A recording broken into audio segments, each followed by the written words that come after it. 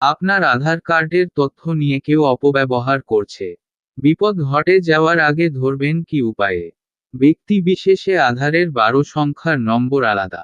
তাই কেউ আপনার আধারের নম্বর ও তথ্য নিয়ে জালিয়াতি করছে কিনা তা জেনে রাখা খুব জরুরি।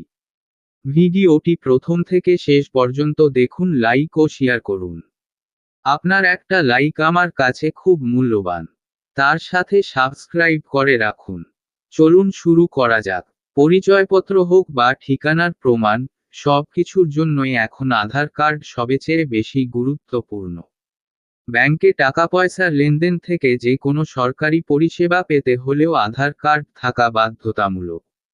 সরকার তো নির্দেশ দিয়েই দিয়েছে যে, মোবাইল নম্বর হোক, রেশন কার্ড বা প্যান কার্ড, সবকিছুর সঙ্গেই আধার নম্বরের সংযুক্তি থাকতে হবে। ভারতীয়দের কাছে আধার কেবলমাত্র পরিচয়পত্র নয়, নাগরিকত্বের প্রমাণও। পরিচয় যাচাই করার জন্য অন্যতম গুরুত্বপূর্ণ নথিই হল আধার।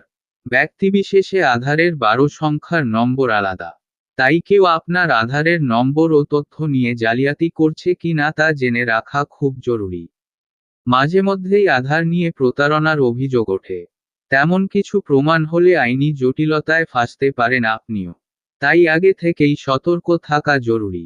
ধরুন, আধার নম্বর দিয়ে আপনি মোবাইলের সিম নিয়েছেন। এবার সেই নম্বর দিয়ে কোনো অসাধু ব্যক্তি আরও একটি সিম নিয়ে তার অপব্যবহার শুরু করেছে। তাই কিভাবে জানবেন আপনার আধার নম্বরের অপব্যবহার হচ্ছে কিনা? যাচাই করার উপায় ধাপে ধাপে শিখে নিন। প্রথমে আধার নিয়ামক সংস্থা ইউআইডিএআই এর ওয়েবসাইটে গিয়ে আধার হিস্ট্রি অপশনে ক্লিক করুন। আপনাকে আধার নম্বর দিতে বলা হবে। 12 সংখ্যার নম্বর টাইপ করুন। পর্দায় নিরাপত্তা কোড ভেসে উঠবে। সেটি লিখে জেনারেট ওটিপি অপশনে ক্লিক করতে হবে। এরপরে আধারের সঙ্গে সংযুক্ত করা মোবাইল নম্বর যাচাইয়ের জন্য একটি ওটিপি আসবে। সেই ওটিপি নম্বরটি লিখুন। ওটিপি ভেরিফাই হওয়ার সঙ্গে সঙ্গেই একটি তালিকা পর্দায় ভেসে উঠবে। সেখানে দেখানো হবে গত 6 মাসে আপনার আধার নম্বর কখন ও কোথায় কোথায় ব্যবহার করা হয়েছে। তালিকা ভালো করে যাচাই করে নিন।